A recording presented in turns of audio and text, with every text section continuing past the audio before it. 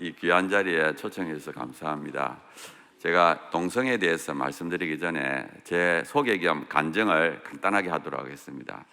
저는 모태신앙인입니다. 우리 어머니께서 저를 임신했을 때 우리 어머니께서 처음으로 교회를 나가시면서 뜨겁게 예수님을 영접하고 100일 동안 새벽 기도를 하고 제가 이 땅에 태어났습니다. 그래서 저는 태어날 때부터 하나님의 특별하신 은혜가 있었다 이렇게 생각합니다. 참 훌륭하신 부모님 밑에서 잘 자라다가 중학교 3학년 때 문제가 생깁니다. 중학교 3학년 때 생물 교과서로부터 이제 생각이 발달해 가지고 결국은 이제 하나님을 멀리 떠나는 무신론자, 유물론자로 바뀌게 됩니다. 그리고는 제가 서울대학교 물리학과를 졸업하고 미국에 와서는 굉장히 공부를 열심히 했습니다. 저는 그 당시에는 믿음이 없기 때문에 과학을 통해서 자연을 알고 나를 알자. 그래서 미국에서 열심히 공부를 했지만 여전히 허무주의, 유물론에서 벗어날 수 없어가지고 30살쯤 됐을 때 과연 살아야 되느냐 말아야 되느냐 고민을 많이 했어요. 근데 죽기는 싫고 붙잡을 건 없고 그러다가 종교라도 믿어야 되겠다. 믿음이 없지만 그 당시에는 교회를 나갔기 때문에 일단 기독교가 맞는지 안 맞는지 확인해보고 다른 종교를 가야 되겠다 싶어서 제가 30살 때 처음으로 태어나서 성경을 읽기 시작했습니다. 마태복음부터 읽기 시작했는데 하루에 5시간씩 읽었어요. 절박했습니다. 살아야 되느냐 말아야 되느냐. 그렇게 읽다가 제가 제일 먼저 감동을 받은 부분이 어딘가 하면 누가복음 마지막에 예수님이 죽는 장면입니다. 예수님이 십자가에 달려가지고 자기 죽인 사람들 내려다보면서 저 사람들의 죄를 용서해 주십시오. 자기가 하는 걸 알지 못합니다. 근데 그걸 읽는데 그렇게 감동이 돼요. 왜냐하면 몇 시간 후면 죽는데 자기 죽인 사람 용서하는 거예요. 정말 대단하다. 어떻게 이럴 수 있지? 제가 그렇게 감동을 받은 이유가 있습니다. 저는 중3부터 고민한 것이 죽음입니다. 어떻게 하면 이 죽음의 문제를 해결할 수 없을까 싶어서 그렇게 고민했는데 죽기 전에 그렇게 하는 거예요. 또 조금 있으니까 스데반이 그래요. 제가 감동을 받으면서 하루에 5시간씩 성경 읽었습니다. 그렇게 또 한 일주일 지나서 그날도 점심을 먹고 책상에 앉았는데 너무 눈이 아팠습니다. 그 당시에 제가 이론 물리학으로 컴퓨터 프로그램을 짰어요. 하루 종일 컴퓨터 앞에 일했기 때문에 너무 눈이 아파가지고 도저히 눈을 뜰 수가 없어요. 낮잠을 좀 자야 되겠다 싶어가지고 책상 뒤에 있는 1인용 소파에 가지고 잠이 들었습니다. 일어나야지 잠이 들고 몇 차례 반복했어요. 그러다 갑자기 제가 뭘 보는가 하면 저 위에서 1인용 소파에 잠들어있는 내를 내려다보는 거예요. 야, 신기하다. 내가 온몸을 다 내려다보네. 근데 그 다음 순간에 딱 드는 생각이 뭐냐면 이게 죽는 거구나. 이게 죽는 거나 생각이 딱 드니까 죽으면 안 되지 살아야지 막 깼어요. 근데 너무 실감이 나. 그래서 내가 한 밖에 나갔다가 다시 책상에 앉았습니다. 책상에 앉았는데 책상에 일기장이 펴져 있고 일기장에 영혼이라는 단어가 적혀 있어요. 성경을 읽으니까 자꾸 영혼이라는 단어가 나오는데 도대체 영혼이 뭐지? 그렇게 생각하다가 잠이 들었는데 조금 전에 그 사건 때문에 영혼을 조금 알 것 같아요. 그래서 제가 펜을 들고 일기장에 적어야 되겠다. 근데 또 막상 적으려니까 생각이 안 나요. 그래서 일기장을 덮고 성경을 읽기 시작했습니다. 조금 읽어 나가는데 어떤 기질이 있는가 하면 우리에게는 썩어질 몸이 있을 뿐만 아니라 썩지 않은 영혼이 있다. 근데 그날따라 그 기질이 있는데 눈에서 눈물이 글썽거려요. 그걸 참고 계속 읽었습니다. 조금 더 읽으니까 또 비슷한 기질이 있어요. 우리에게는 썩어질 몸이 있을 뿐만 아니라 썩지 않은 영혼이 있다. 두 번째 딱 그 기질이 있는데 이게 눈에서 막 눈물이 줄줄 흘러내려요. 그래 한참 울었습니다. 너무 좋아가지고. 그리고 옆에 가서 혼자서 발떡발떡 뛰었어요. 그래서 제가 일기장에 뭐라 적었느냐, 우리에겐 두 개의 생명이 있다. 육신의 생명과 영원한 생명이 있다. 제 인생을 바꾼 최대의 사건입니다.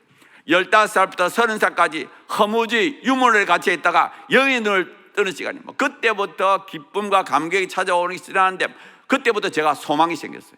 저는 우리나라에서 인류대학, 미국에서도 인류대학, 저희 지도교수는 유명한 사람이고 저희 아버지는 의사고 제가 남부를 게 없었어요. 시험을 치면 다 걸리고. 근데 항상 우울했어요. 죽으면 끝이다. 근데 그때 비로소 소망을 발견. 야, 죽어서 끝나는 게 아닐 수도 있겠구나. 내가 이때까지 절반의 세계를 모르고 살았구나. 정말 영의 세계가 있는지 좀 알아야 되겠다. 그래서 그때부터 제가 소망을 갖고 막 이제 살았는데 영혼이 있는지 없는지 이게 이성적으로 판단이 안 돼요. 그래서 제가 30살 되던 마지막 날에 일기장에 뭐라 적었냐, 내년에는 하나님 만나자. 성경에 보면 하나님 있다 그러는데 하나님이 계시면 정말 영의 세계가 있고 영의 세계가 있으면 내 안에 영혼이라는 영이 있을 수 있겠다는 거예요. 근데 하나님은 야곱은 별개의 존재니까 하나님 만나야 되겠다. 그래서 제가 31살 되던 데 들어가서 그때부터 기도하기 시작했어요.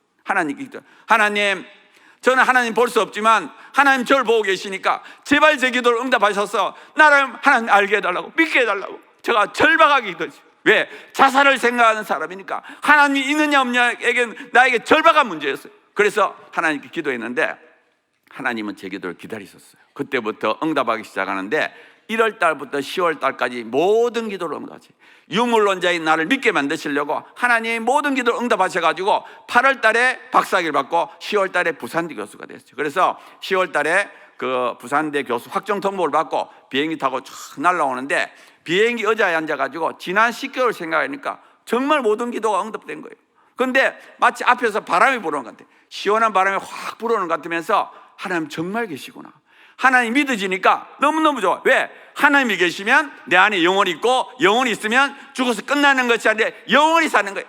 내가 그토록 고민하던 문제, 중학교, 고등학교, 대학교, 청년 시절 그렇게 고민하던 죽음의 문제가 해결된 거예요. 제가 너무 좋아가지고 비행기 의자에 앉아있을 수 없어가지고 그 비행기 복도를 왔다 갔다 했어요. 왔다 갔다 하면서 내가 한국 가면 이것 전해야 되겠다. 지금도 내처럼 허무지 유물을 같이 있는 수많은 사람들이 있을 텐데 내가 이걸 전해야 된다. 그런 감격을 갖고 한국에 도착했습니다. 그런데 사실은 그때부터 어려움이 닥쳤어요. 그게 죄라는 문제였어요. 그렇게 감격적으로 도착했는데도 불구하고 1개월 후부터 죄를 짓고 또 몸이 나빠지고 하여튼 다사다난한 삶을 엄청 보냈습니다. 지금은 63세입니다. 그동안 30년 동안 기도 응답 받은 거 다 몇천 번 되고요. 또 매도 엄청 받았습니다. 제가 지금은 3가지를 믿습니다. 첫 번째, 하나님은 살아계십니다.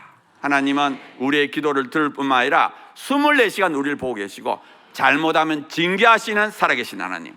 두 번째로 우린 진짜 죄인입니다. 제가 30살 때 영의 눈을 떴는데 30살까지 죄인이고 역시 30살 이후도 역시 죄인이에요. 얼마나 본질상 우리가 하나님을 싫어하는지 몰라요. 세 번째로는 그러한 우리를 끝까지 사랑하셔서 예수 그리스도를 믿게 만드시는 사랑의 하나님. 저는 지금이 내 인생의 황금기를 보내고 있다고 생각해요. 저는 나 같은 죄인을 끝까지 붙드셔서 하나님을 위하여 전국을 다니면서 강의할 수 있도록 이런 저를 만들어주신 우리 하나님을 정말 감사하고요. 저에겐 꿈이 있습니다. 무슨 꿈이 있는가 하면 죽을 때 설레는 마음으로 죽자. 그래서 저는 죽을 때 기쁜 마음으로 착 죽고 내 죽는 모습을 통해서 나의 자녀와 손자들도 믿게 만들고 싶어요. 정말 하나님이 계시고 천국이 있다는 걸 믿게 만들고 그들도 설레는 마음으로 죽게 만들자. 그래서 저의 목표는 뭐냐? 진짜 믿음을 갖자. 죽음이 오기 전에 진짜 믿음을 갖고 진짜 믿음을 다음 세대로 전하자. 이게 제 목표예요. 그래서 저는 이 동성애 사역을 너무 좋아합니다. 왜? 동성애 사역이 너무 어렵기 때문에 좋아요. 하나님이 하셔야 되기 때문에. 그래서 저는 이 일을 통해서 동성애 사역이 아니라 하나님을 더 경험하는 것이 나의 목표이기 때문에 너무너무 지금 즐겁게 신나게 이 동성애 사역을 하고 있습니다.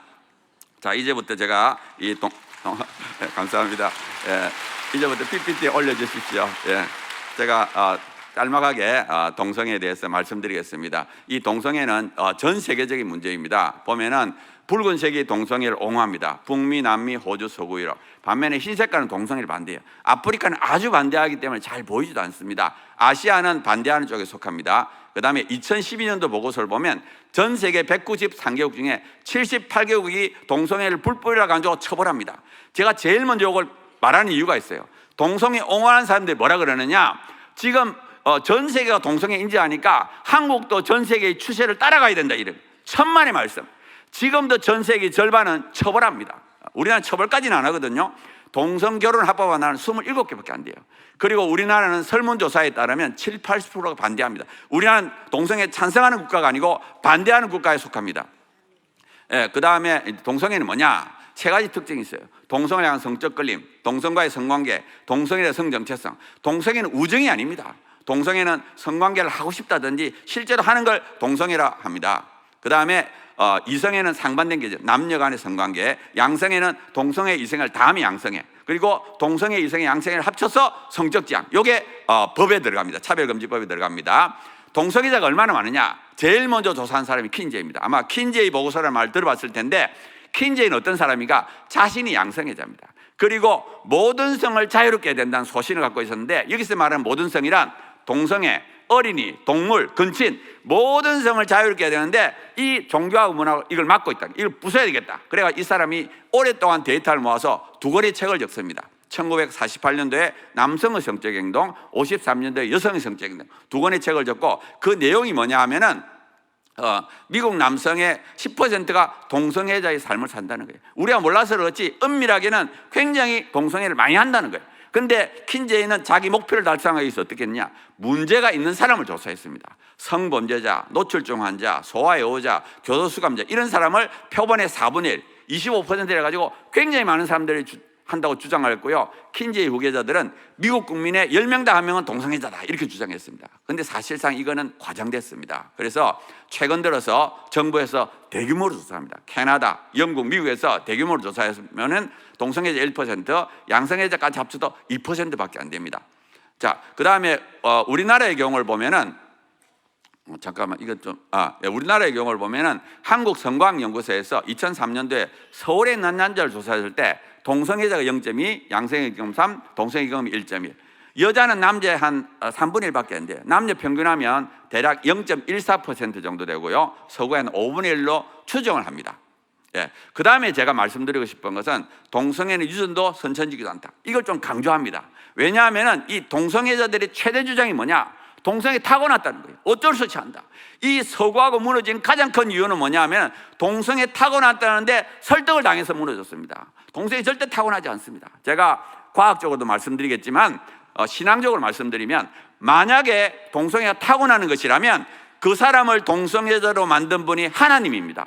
그 사람이 태어나기 전에 동성애자로 결정이 됐다면 그렇게 하신 분이 하나님이에요. 어떻게 하나님이 그 사람을 동성애자로 만들고 그 다음에 정죄할 수가 있습니다. 절대 그렇지 않습니다. 하나님은 살아계시고 공의롭기 때문에 동성애는 절대 타고나지 않습니다. 이게 분명히 확신을 가져야 돼요. 자, 그 다음에 이제 제가 과학적인 말씀을 자, 동성애는 타고난 유전이 아닙니다. 왜? 동성애 아기를 못 낳아요. 남자 둘이서 여자 둘이서 어떻게 아기 낳습니까? 아기를 낳아야만이 자기 몸의 유전자가 다음처럼 넘어가면서 유전이 되죠. 아기도 못 낳는데 어떻게 유전이 됩니까? 절대 유전이 될 수 없습니다. 자, 그러면 왜 서구 사람들이 유전이라고 믿었느냐? 이 동성애자들이 얼마나 무서운가 하면 논문을 써서 주장합니다. 과학 논문을 써요. 그래서 이게 대표적인 논문인데 1993년도에 해머라는 동성애자가 남성 동성애는 XQ28 유전자 관련이 있다고 사이언스에 발표합니다. 이 사이언스가 굉장히 유명한 잡지, 1등 잡지.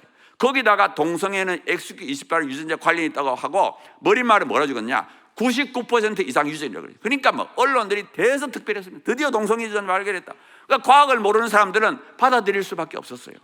근데 다행히 6년이 지나서 라이스라는 사람이 그 해머가 주장한 그걸 조사했어요. 그래가지고 일반인과 동성애자를 비교해 보니까 전혀 차이가 없었어요. 그래가지고 사이언스에다가 남성 동성애와 XQ28는 관련 없다 그랬고요. 2005년도에는 해머를 포함한 연구팀이 더 많은 사람을 조사했어요. 1993년도에 40명을 했으면 2005년도는 456명, 11배를 하니까 그 다음에 결과 관리는 없었습니다. 그래서 자기들이 왜 1993년도에 있다 그랬는데 지금은 없다는지 논문에 자세하게 설명하면서 자기들의 결과를 번복했습니다. 예, 그 다음 좀 일란 쌍둥이의 동성애 일치 비율. 요걸 보면 동성애 정말 타고나는지 아닌지 알 수 있어요. 왜 요게 알 수 있는가 하면 일란 쌍둥이는 한 개의 수정란이 두 사람이 됐습니다. 그러니까 두 사람이 똑같은 유전자를 갖고 있어요. 동성애 유전자 있다면 두 사람이 동시에 갖고 있습니다. 그 다음에 같은 엄마 뱃속에 자라니까 모든 선천적인 영향을 동일하게 받아요. 정말 동성애가 타고나는 것이라면 일란 쌍둥이는 똑같이 동성애자든지 동시에 안 돼야 돼요. 그러니까 일치율이 높아야 됩니다. 그래서 2000년 이후로 3번의 대규모 조사했어요. 제일 최근에 2010년도에 제일 많은 사람을 했을 때 남자는 9.9, 여자는 12.1%의 일치율을 보입니다. 예, 그래서 일란 쌍둥이의 동성애 일치 비율은 대략 10%입니다. 그러니까 10명 다 1명이에요. 모든 선천적인 영향이 같아도. 그리고 일란 쌍둥이는 태어난 다음에 같은 부모 밑에서 같은 환경이 나는 그 후천적인 것도 같아요. 그러니까 선천적인 것도 같고 후천적인 것도 같고 그래도 10%밖에 안 돼. 그러니까 10% 안에는 후천적인 영향이 있으니까 선천적인 영향은 10% 훨씬 안 됩니다. 그래서 동성애는 분명히 타고나는 것이 아니다. 과학적으로도 분명하다. 이렇게 아시면 되겠습니다. 자, 그러면 동성애 왜 생기느냐? 여러 가지 이유가 있을 수 있어요. 첫 번째는 부모 영향이고요. 두 번째는 친구, 세 번째는 경험입니다. 저는 이 동성애를 중독이라고 생각해요. 중독. 알코올 중독 환자가 태어날 때부터 알코올 중독 아닙니다. 우연히 술 한 잔, 두 잔 마시다가 알코올 중독돼요. 마찬가지입니다. 이 동성애도 우연히 경험해가지고 이 동성애자가 되는 거예요. 자, 그 다음에 문화의 영향. 현대 사회에는 문화가 큰 영향을 미칩니다. 동성애를 아름답게 미화하는 드라마, 영화, 그 다음에 음란물, 포르노. 이 포르노 중에도 동성애 포르노가 있습니다. 동성끼리 성관계하는 걸 찍은 포르노가 있어요. 이 서구에서는 지금 동성애가 늘고 있어요. 왜 느느냐? 10대, 20대 아이들이 동성애 포르노 보다가 행동을 옮기는 거예요.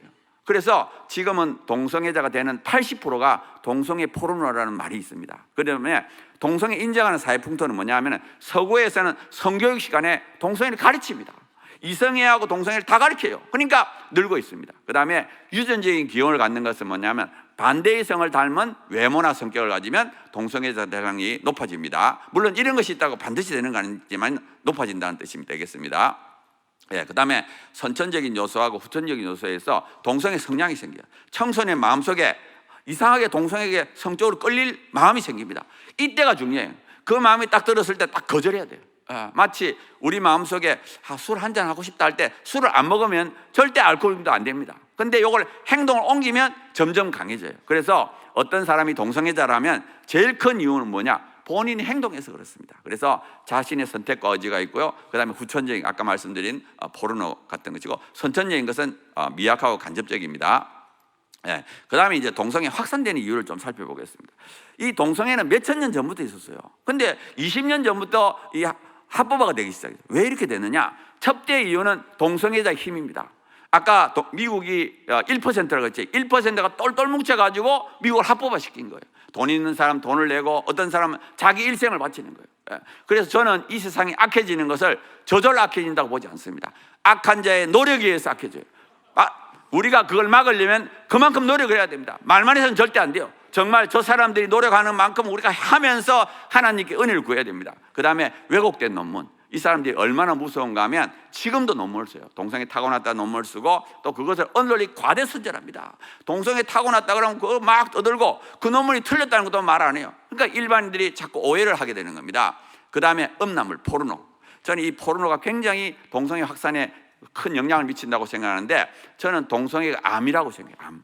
우리 몸 안에 암세포가 있습니다. 생깁니다. 근데 왜 우리가 암에 안 걸리느냐? 면역세포가 탁 잡아먹어요. 그러니까 암에 안 걸려요. 마찬가지입니다. 이 동성애자들이 똘똘 뭉쳐가지고 합법화 시켜주세요 할 때 그 사회를 구성하고 있는 대다수의 사람들이 개인적으로는 되는데 합법화는 안 돼. 그러면 절대 안 돼요. 근데 왜 합법화가 되느냐? 이 음란물로 10대, 20대 보던 사람들이 점점 커가지고 그 사회를 구성하는 대다수의 사람들, 지도층이 딱 되면 자기가 경건하지 않기 때문에 동성애자 합법화 달라 할 때 그걸 막을 수가 없는 겁니다. 그래서 저는 마치 이 포르노는 면역을 없애는 거다.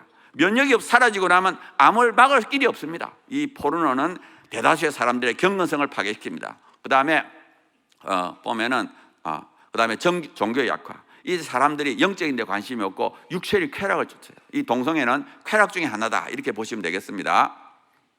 예. 그 다음에 한국에서는 국가인권위가 가장 큰 문제인데, 이게 2001년도에 만들어질 때 그 안에 성적 지향이 들어갔습니다. 그래서 이 국가인권위가 동성애를 이제 확산시키고 있는데, 첫 번째는 2003년도에 동성애는 청소년 유해가 아니라 해가지고 이게 청소년 유해에서 빠졌어요. 2004년도에. 그래가지고 지금은 인터넷상에 보면 동성애 소설, 만화, 웹툰이 퍼져 있습니다. 그러니까 청소년들이 보는 거죠. 2005년도에는 인권위 보고서를 보면 동성애를 위해서 법을 바꾸고 교과서를 바꾸고 동성애를 합법화해야 된다. 그래서 이때부터 교과서를 바꿨습니다. 저 사람들이 얼마나 똑똑한지 초, 중, 고등학교 도덕교과서, 사회교과서 다 바꿔가지고 이 아이들을 개조시키기 시작했어요. 우리도 모르는 사이에. 그래가지고 아이들이 지금 50% 이상이 동성애를 지지하게끔 만들었습니다. 그 다음에 2006년도에는 차별금지법을 만들었고 실제로 입법 여부까지 했는데 다행히 우리가 그걸 막았습니다. 자, 2010년도에는 군형법, 군대 내에서 학문 선교하는 것을 처벌하는 법을 없애라 그랬어요. 지금 우리나라에서는 군대 내에서 학문 선교하면 군형법에서 처벌받습니다. 근데 이 국가인권위가 뭐라 그랬느냐? 두 사람이 합의하에 저희들이 좋아서 하는데 그걸 왜 처벌하느냐? 이건 인권 침해다. 이렇게. 근데 사실상 군대 내에서 이거를 마음 놓고 하라 그러면 순식간에 퍼집니다. 그리고 상사하자 그러면 어떻게 하겠어요? 우리 남자들이 전부 다 군대를 가야 되는데 군대 가서 학문 선교를 배우든지 당하든지 하면 순식간에 우리나라 다 퍼집니다. 근데 국가인권위는 이걸 없애라는 거예요. 근데 다행히 2011년도, 2016년도 합헌 판결을 내렸습니다. 그 다음에 2011년도에는 인권 보도주식을 만들어가지고 동성애와 에이즈 관련 기사 쓰지 마라. 그래가지고 대다수의 사람들이 이 관련성을 잘 몰라요. 그래서 국가인권위원 활동이 동성애자의 억울한 차별을 구제한다면 우리가 그걸 왜 막겠습니까? 동성애 자체를 정상으로 인정하기 때문에 우리가 이거를 반대하고 있습니다. 그래서 국가인권위 법에서 우리 성적지향 이걸 빨리 빼야 돼요. 성적지향을 빼더라도 억울한 차별을 얼마든지 우리가 구제할 수 있습니다. 그 다음에 이제 좀 넘겨주세요. 최근 걸 말씀드리겠습니다. 헌법에 대해서 작년부터 이제 바꾸려고 그러는데 그 국회에서 개헌특위를 만들어서 이 자문위원들하고 국회의원들이 모여서 의논을 하는데 우리가 설마 그거를 나쁘게 만들겠는가 생각했어요. 근데 작년 6월 달에 우연히 개헌특위 회의록을 딱 들어보니까 그 공개된 자료입니다. 우리가 너무 놀랐어요. 그 내용 안에 동성애, 동성결혼을 합법화하겠다는 내용이 들어있었습니다. 그래서 우리가 너무 놀랐는데 간단하게 설명하면 우리나라 헌법 11조를 보면 성별, 종교, 사회적 신분 이게 세 개가 차별금지 사유예요. 그런데 작년 2월 달에 뭐라고 되어 있냐 회의록에 인종과 언어 등을 추가해서 포괄적으로 규정하고 국가인권위법에 있는 내용이 포함되도록 하자. 그 다음에 3월 달에는 아예 성적 지향을 넣자 이렇게 되어 있고요. 그 다음에 36절을 보면 혼인과 가족 생활의 양성의 평등. 여기서 양성의 평등은 남녀 평등입니다. 그래서 우리나라 일부 일처제거든요. 근데 작년 1월 달에 뭐라고 했냐? 성소수자를 넣자. 2월 달에는 혼인과 가족 생활을 양성의 평등으로 성평등으로 바꾸자. 이 성평등은 양성평등은 완전히 다릅니다. 양성평등은 남녀 평등이고 이 상평등은 젠더 평등이라 이거 마음으로 생각하는 평등이에요. 그리고 3월 달에 되면 이 혼인과 가족 생활의 주체를 남녀에서 개인으로 바꿔가지고 다양한 결합 인정하죠. 동성결혼을 인정하자는 거예요. 이게 그거 너무 놀랐습니다. 그래가지고 우리가 작년에 이걸 막기 위해서 막 저하고 한동대 교수 두 사람이 국회 앞에 텐트 치고 열심히 해가지고 다행히 작년에 이거를 성평등을 다 양성평등으로 바꿨습니다. 자, 조금 전에 제가 젠더로 말씀드렸죠. 이 젠더라는 것은 마음으로 생각하는 성이라서 수십 가지의 성정 재성을 포함하고 있습니다. 그 다음에 이 보면은 이 젠더 종류가 여러 가지가 있어요. 뭐 트랜스젠더, 넌젠더, 뭐 하여튼 다양한 마음으로 생각하는 성이니까 어떤 거는 뭐 난 남자면서 여자다, 나는 반은 남자고 반은 여자다, 뭐 이런 식의 마음으로 생각하는 성이니까 수십 가지가 있어요. 수십 가지가. 자, 이 성평등의 예를 들어 보면 자, 2016년도 미국 뉴욕시가 31개의 성을 공포하고 상대방이 원하는 성호칭을 사용하지 않으면 25만 달러 벌금이에요. 예를 들어서 제가 남자인데 나를 여자라고 불러주세요 하면 나를 여자라고 불러줘야 돼. 그 사람이 계속 나를 남자라고 부르면 그 사람 벌금이에요. 그 다음에 엄마 아빠 대신에 부모일 부모이. 그 다음에 캐나다는 자녀의 동성애 성향이나 성전을 반대하면 부모 양육권을 빼앗는 법이 통과돼 버렸습니다. 그러니까 이 성평등이 얼마나 무서운지 우리가 알아야 됩니다. 자, 남자가 여자 화장실도 갈 수 있어요. 그 다음에 샤워실도 갈 수 있습니다. 이 미국 같은 데 가서 마트 같은 데 여성 화장실에 남자가 들어올 때 놀래면 안 됩니다. 놀래면 혐오주의자예요. 담담하게 받아들여야 돼요. 그 다음에 남자가 여자 스포츠팀에도 가입할 수 있고 뭐 권투도 할 수 있습니다. 그러니까 여자가 얼마나 불리하겠어요. 그 다음에 올해 이야기를 좀 하겠어요. 올해는 법무부에서 국가인권정책 기본계획을 만들었는데 이게 인권정책에 대한 종합계획이고요. 95%는 이미 지금 하고 있고 독소저항이 한 5%입니다. 이거는 법률도 아니고 행정명령도 아닙니다. 근데 이걸 5년 동안 하도록 계속 요구를 하기 때문에 문제가 되는 겁니다. 자, 문제가 되는 게 뭐가 있냐? 차별금지법을 만들려고 되어 있고요. 그 다음에 보면은 그 다음 좀 넘겨주셔야 되겠는데 넘겨주세요. 이게 잘 안 되네. 성평등 문화와 교육을 하게끔 되어 있습니다. 이게 아까 말씀드린 성평등을 지금 국가에서 지금 하려고 지금 하고 있습니다. 자, 요거를 우리가 8월 7일 전에 우리가 성평등을 양성평등으로 좀 바꿔주세요. 그렇게 노력을 했는데도 불구하고 이게 그대로 통과됐습니다. 그래서 이제는 우리 한국교회가 일어나야 될 때가 됐다 이렇게 생각하고요. 또 이 사람들이 언제든지 수정이 가능하다 이렇게 돼 있어요. 그 말은 열심히 바꿔주면 반대하면 바꿔주겠다는 뜻이 됩니다. 그래서 우리가 열심히 반대해야 돼요. 자, 그 다음에 이걸 반대하기 위해서 얼마 전에 그 교단 총회들이 다 열렸거든요. 교단 총회에서 다 이 NAP 그 다음에 성평등 차별금지법 다 반대하기로 결정을 했고요. 각 교회마다 현수막 붙이기로 이렇게 결의를 했습니다. 자, 그 다음에 이제 추가적인 문제를 말씀드리면 이 국가에서 지금 차별금지법, 혐오표현금지법을 만들어서 입을 딱 닫으려고 그러고요. 그 다음에 코드 인사. 이 동성애, 동성결혼을 아주 골수 분자들을 자꾸 세우고 있어요. 여성가족부 장관의 진선미, 그 다음에 헌법재판관에는 뭐 이석태 해가지고 이 다 군형법을 없애라는 사람, 이런 사람들을 자꾸 세우고 있기 때문에 너무 걱정이 돼요. 이 사람들이 판결을 하고 정책을 잘못할까봐. 그 다음에 보면 이 동성애 옹호하는 인권 교육을 의무화시키려고 법을 자꾸 만들려고 합니다. 그래서 이게 큰 문제가 되고 있고요. 그 다음에 또 표현의 자유를 억압하려고 요즘은 또 가짜 뉴스라는 말을 퍼뜨려 가지고 이 동성애 반대하는 내용을 가짜다 이렇게 자꾸 해서 반동성애 활동을 위축시키려고 하는 경향이 있습니다. 그래서 뭐 이 한겨레 신문에서 이런 걸 주장하고 있는데, 아무튼 이거는 뭐 동성애하면 에이즈 걸린다 이런 건 다 가짜가 아닙니다. 그 다음에 차별금지법을 만들어요. 이 차별금지법을 절대 만들면 안 됩니다. 차별금지법의 좀 문제는 조금 이따 김지현 대표님이 말씀드릴 겁니다. 자, 그래서 지금은 한국교회 최적이다. 저는 그렇게 생각합니다. 이 위기를 극복하면 우리가 부흥을 하고 안 하면 몰락하기로 갑니다. 정말 이 성평등 정책 차별금지법이 만들면 영국이나 유럽처럼 몰락하게 돼 있어요. 그 다음부터는 차별금지법이 만들어지면 전도도 잘 못해요. 그 다음에 우리는 내려갑니다. 그래서 정말 우리가 정신을 바짝 차리고 정말 이 정부의 정책이나 법이 만들어지지 않도록 최선을 다해요. 그러면 하나님이 도와주실 거라고 저는 생각합니다. 자, 이제 결론 부분으로 제가 가겠습니다. 첫째로는 진리에 대한 확신. 저쪽이 아무리 떠들고 영화를 만들어도 흔들리면 안 됩니다. 그 다음에 경건한 삶. 저는 이 싸움이 음란과 거룩의 싸움이라고 봅니다. 저쪽의 무기는 음란이고 우리의 무기는 거룩입니다. 근데 거룩하고 음란이 딱 붙으면 거룩이 반드시 이겨요. 그걸 어떻게 알 수 있느냐? 성경에 보면 알 수 있습니다. 성경에 보면은 소돔과 고모라에 10명의 의인만 있으면 멸망시키지 않겠다 그래요. 그 말이 뭐예요? 소돔성에 몇만 명의 음란한 사람이 있더라도 10명의 의인만 있으면 소돔성이 타락하지 않도록 붙잡을 수 있다는 거예요. 그러니까 한 명의 의인은 1000명의 음란한 사람을 이길 수 있어요. 그러니까 이 싸움은 동성애자와 싸움이 아닙니다. 자기 자신과의 싸움이에요. 우리가 철저하게 24시간 얼마나 경건하게 사느냐, 이게 핵심이라고 보면 됩니다. 그리고 정말 다음 세대 의인을 만드는, 우리가 철저하게 의롭게 살고 우리 자녀들을 의인을 만들어서 지켜나가야 돼요. 하나님께서는 음란한 사람 숫자 제한리지 않습니다. 의인의 숫자가 없어지면 멸망하는 겁니다. 우리가 그래서 다음 세대에 전달해야 되고요. 그 다음에 헌신과 희생을 해야 됩니다. 제가 아까 얼른 몸 이야기를 했는데, 제가 사실 32살부터 간이 안 좋았어요. 그래서 37살 때 간경화 판명을 받았습니다. 그리고 2010년도에 간하와 콩팥에 동시에 암이 있다고 서울대학교에서 했어요. 그래서 제가 간은 초기라서 시술하고요, 왼쪽 고만을 떼냈습니다. 근데 다행히 떼고 나니까 또 암은 아니었어요. 그런데 이 간암은 재발률이 높아서 CT하고 MRI 3개월, 4개월마다 찍는데 2014년도에 또 우리가 뭐가 있다 해서 또 시술했습니다. 그러니까 제가 몸이 좀 약해요. 근데도 제가 이걸 열심히 하는 이유가 뭐냐? 아까 제가 말씀드린 것처럼 저는 하나님 믿는 거, 진짜 믿음을 갖는 게 목표이기 때문에 이 하나님을 경험하기 위해서 죽음이 오기 전까지 제가 열심히 달려가고 있습니다.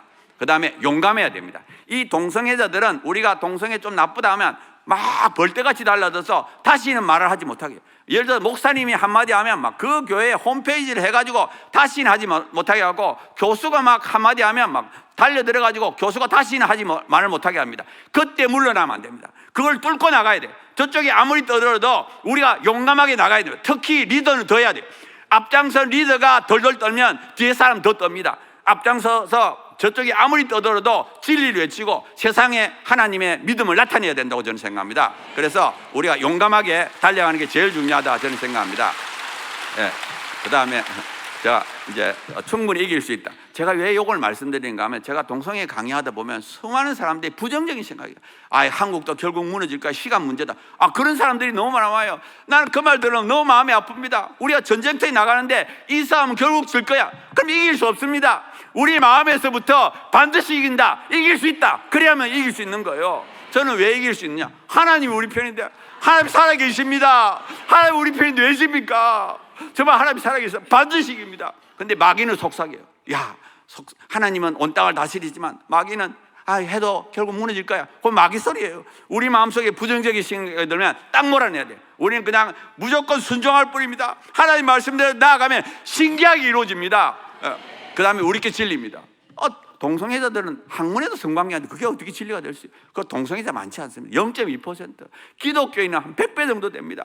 우리가 왜 져요? 그 다음에 하나님을 잘 믿는 나라 한국입니다. 저는 물론 한국도 문제가 많아요. 그렇지만 한국은 그래도 동성애를 막을 수 있는 가능성이 있는 나라가 한국밖에 없습니다. 얼마 전에 영국에서 한국 와서 이렇게 변호사님이 담임해서 뭐라고 그랬냐? 영국 사람이 그렇게 기도한대요.